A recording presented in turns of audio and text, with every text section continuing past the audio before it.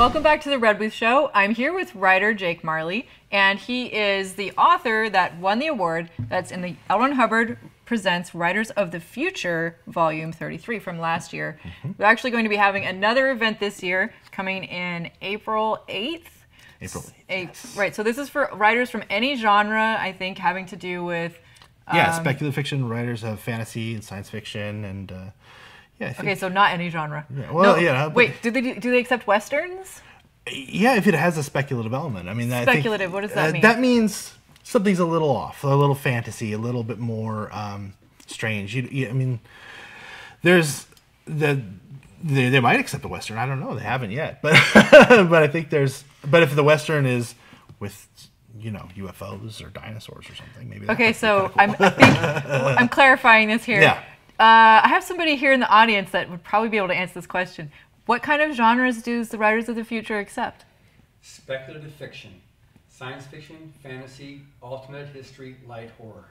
Light horror. Okay. My story's light horror. Okay, so light horror, alternate history, fantasy, science fiction, and science fiction, which are pretty broad categories. Those two. That's pretty broad. Yeah, that's pretty broad spectrum there. And then also they have the illustrators too. So for artists too, which there's a ton of people out there just like you were, who've been probably drawing for years and have never gotten paid for their art, and they get to submit their amazing artwork. Sure, you submit 3 pieces, just 3 pieces of art. Like I said, my father-in-law won it. And I helped him come up with the pieces that he was going to submit because it was important to me to have him experience that too. I think he's 72 this year, so he was one of the older winners, which is exciting. Oh my God, he won too? He won the Illustrators of the Future in volume 29. In 29. So you've been submitting for a while. I have been, yeah. When did you start submitting? Oh, I don't know, maybe 10 years ago. So, but I submitted about 8 times. That's some serious persistence there. You gotta keep going. Yeah. How did you first hear about the Writers of the Future? I first heard it on a podcast. I believe it was one of Brandon Sanderson's podcasts, his Writing Excuses podcast. He interviewed David Wolverton, Dave Farland.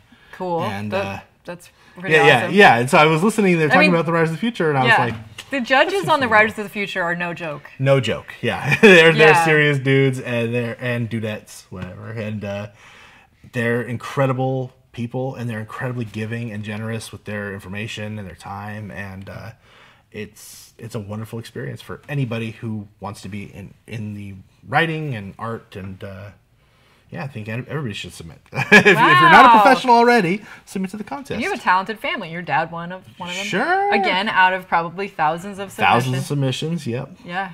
Wow. Yeah. Cool. Sorry. We have a little peek into this new book, so I wanted to show them that one. Yes.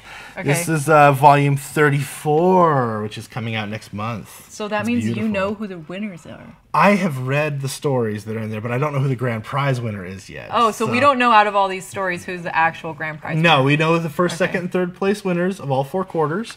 We also know if there's any published finalists, which are kind of fun. They didn't win the contest, but they still got published in the volume, which is incredibly cool. And how many stories are in here? Oh, I don't even know. What does it say on there? Let's see. 20 stories, including one by Brandon Sanderson and Jody Lynn Nye, who was one of the judges, I think. I think it's just right in the Orson Scott Card quotes, "Writers of the Future as a contest and as a book remains the flagship of short fiction." So that's cool. So it's kind of like a pulp of stories. There's tons of stories inside of here. Yes, there are a ton of stories. Yeah, it's an anthology of different voices from around the world, different writers. This year, I was so excited to get to read the stories early. I got a sneak peek. So I'm just seeing if there's any of the artwork in here too. Oh, cool. So you get to see things like this. That go with the stories, yeah. That go with each of the stories. And dragons. I love dragons. Yeah, it's beautiful. Okay. Okay, this is great. And so, so I'm not totally sure how many stories there are, so we didn't get that question answered, but I will have to insert that information. 13, 14 stories, around, more than a dozen stories, we'll put it that way. Yeah. And on April 8th, they're having their big event where they will announce the grand prize winner, and people can go see it, or you can stream it online. That's right. Anybody can tune in and watch it, and I'll get the link that we can add right here. And also, are you going to be giving the award to the next winner? I'm not, but I'm going to show up and clap really loud for them. I'm so excited about meeting all of them. Well, that's really exciting.